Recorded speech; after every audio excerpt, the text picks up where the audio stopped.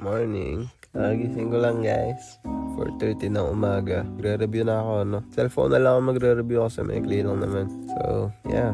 Review muna ako sa cellphone. Tapos, see you na lang mamaya pag maliligo na ako. Bye! Naligpit ko na po yung kama ko.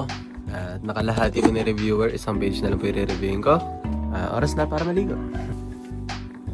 One tip ko sa inyo na pwede nyo gawin bago maligo is magsuklay. Para hiwa-hiwala yung buhok nyo, ano? Lalo na pagkakagising kasi bed hair, ano? So magsuklay kayo para pag nag-conditioner kayo or nag-shampoo is may spread siya evenly. Hindi yung na-stuck sa buhok, ganun. Hindi mo mailagay. Maliit na tip lang yun, ano? It's ligo time! Hey guys, gagayak na po ako. And usap na rin tayo habang nag-skincare ako, ano? So, kahapon, hygiene po yung pinag-usapan natin, ano? Ngayon, hindi ko pa alam kung pwede natin pag-usapan, ano? So, medyo natagal yung time ko para mag-isip ng topic, ano? Pero pag usapan natin kung kailangan mo bang maging matalino para sumakses. And yung short answer na para sa akin is no. No, no, no, no. Pwede ka matalino pero tamad ka, no? Madalas nyo naririnig to. Matalino ka nga, tamad ka naman. So mas malayo yung mararating ng tanga sa'yo. Kung yung tanga na gutom sumakses, gutom na gutom matuto, ay lumaban sa matalinong tamad at walang ginagawa, sino to sa tingin nyo mananalo? Kahit sobrang illiterate nyo, kaya nyong pag-aralan lahat. Kahit sabi mo, ay hindi ko kaya, hindi ako ganun katalino. With enough time, with enough effort, you can do anything. Alright? Siyempre may perks din naman yung pagiging matalino, no? In a sense na, mas mabilis nila matututo, mas mabilis nila matututunan yung certain things na yun. Pero kung gutom ka talaga, sumakses, ano? Wala makakatigil sa'yo. Kahit di ka ganun katalino. Yung problema. Yung talino, bonus lang yan. Lahat tayo may sari-sariling talino. Kahit cliche pakinggan, totoo yun. One thing na ginagawa ko, pag nalaman ko yung intelligence level ng isang tao, at kung wari, parang hindi sila ganun katalino, no? Nakikita ko. Academics lang, ha? Hinahanap ko kung saan sila ibang part mas matalino or mas magaling. Ganon kasi talaga tayo, no? Imposibleng walang part na hindi ka magaling. Imposibleng wala kang hindi kinahihiligan. Lahat ng tao may ganon. Sa akin, ang hirap sa akin, marami kong hilig, marami kong hobby. Kaya, parang ang dami ko nang natutunan, pero wala ako na ma-master. So ngayon, nag-decide ako na kailangan ko i-master yung boxing. Kumbaga, message to sa mga matatalino, tsaka sa mga tamad din.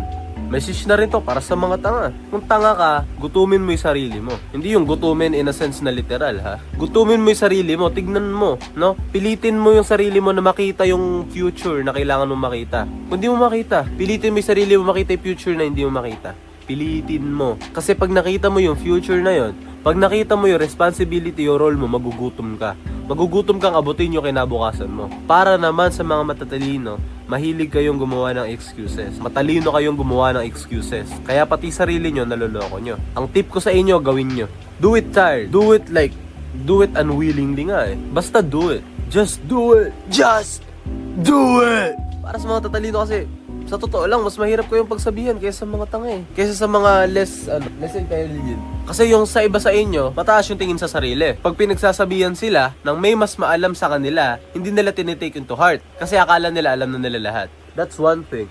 Kaya malaking bagay din yung pagiging humble. Ano? So in conclusion, hindi mo kailangan maging matalino para sumakses. Para sa akin, it's not important. You need the drive, no? Kailangan mo yung hunger. Kailangan mo yung gutom, sumakses. Tingnan mo yung mata ni Manny Pacquiao nung bata pa lang siya, tapos magboxing siya. Nakuha niya yung una niyang belt. Yung mata niya may kinang. May kinang yung mata niya. Nakita ko yung gutom eh, no? Nakita ko yung gutom niya. And parang na-surprise ako. Lahat ng baliw naging successful. Baligtad pala. No, baligtad. Lahat na naging successful, baliw. Lahat na naging successful na sobra baliw. Isipin nyo yan. Hindi ko na i-elaborate, ano, kasi malilate na ako. Isipin nyo na lang. Lahat sila baliw. Gutom. That's one thing they have in common. Hunger. You can see it in the eyes. The eyes never lie, Chico. Alam po, ano? Papasok na ako. See you na lang sa kotse. Bye!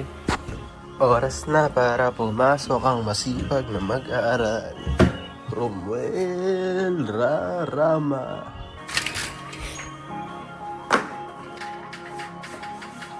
Did I forget something? Di yan, bawal yan. Ito tayo. Okay guys, alis na po ako. So lahat ng pag-uusap natin is gagawin ko na on tuwing morning, no? Hindi na tuwing simula na siya ng video. Hindi na siya tuwing patapos. Kasi naisip ko din, yung mga title ko sa video ko is yung theme ng usapan natin, di ba? Pero yung bago mangyari usapan na yon, ang dami ko pang ginagawa. So kumbaga, magiging main point na lang talaga natin is usapan. Everything, baka kasi yung iba gusto matuto, no? Kasi yun yung point ko. Gusto kong makatulong sa iba. So baka yung iba gusto nila matuto. And kaya ilalagay ko na agad yun sa simula. Kasi yung iba, baka hinahanap nila kung ano yung sinabi ko sa title, ano? Kunwari, maging mabait ka naman sa sarili mo. Tapos yung nakikita lang nila for the first 7 minutes is isang lalaki na nagmo-morning routine. So, parang hindi siya, kumbaga, the first few minutes is not according to the title. Kaya, simula pa lang, parang iano ko na agad yung mag-uusap na agad tayo para yung mga tao na nagpunta lang sa video ko from the thumbnail and title is makukuha agad nila yung gusto nila. Yun lang Pasok na po ako. Bye-bye!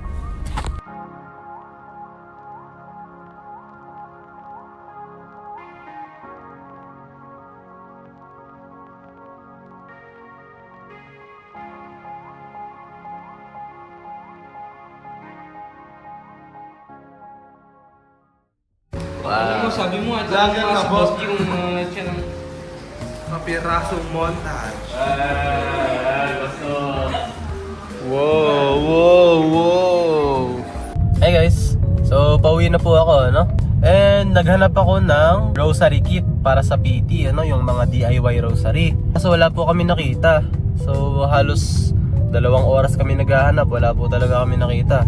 Ngayon, pauwi na ako. Hahanap pa ako dun sa medyo malayo pa. Kung medyo matagal, baka alas 2 na ako makauwi, Pero tiis-tiis lang din para sa grades. Bukas na kasi kailangan. So yun po, maghahanap na ngayon ako ng rosary. Update ko na lang kayo guys pag nakauwi na ako, yeah, see you guys mamaya. Bye! Hi guys, so, kakain na po ako. Nakauwi na po ako, Kakain na po ako, yan, ulam, inasal. Birthday kasi ni Papa, So, kain na po ako. Pagkatapos nun ay, baka matulog ako kasi ang sakit ng ulo ko, Ang init kanina, tapos biglang umulan na malakas. Tapos ngayon, medyo mainit na naman, Pinapawisan ako. So, kain, tulog naman. Gawa reviewer na naman bukas kasi meron na namang bukas. Ay, ang daming gagawin. Mamaya isusort ko po lahat ng gagawin ko. Baka may mga gawin din ako sa online class namin. So, malalaman, malalaman. See you na lang guys mamaya pagkagising ko, Diretso tulog na ako siguro pagkatapos ito. Bye guys!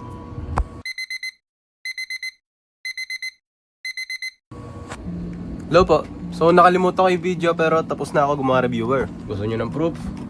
Wait. Here you go.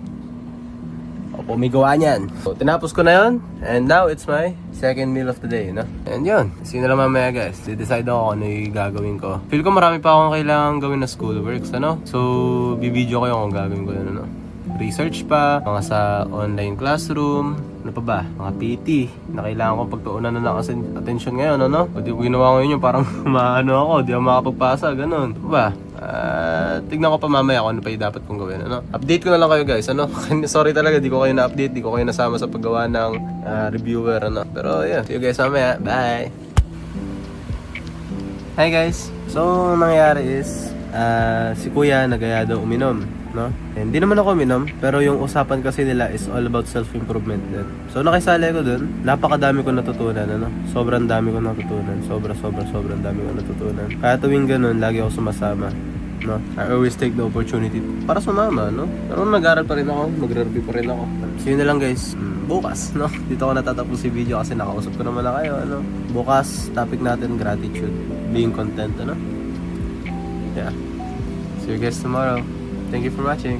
Bye.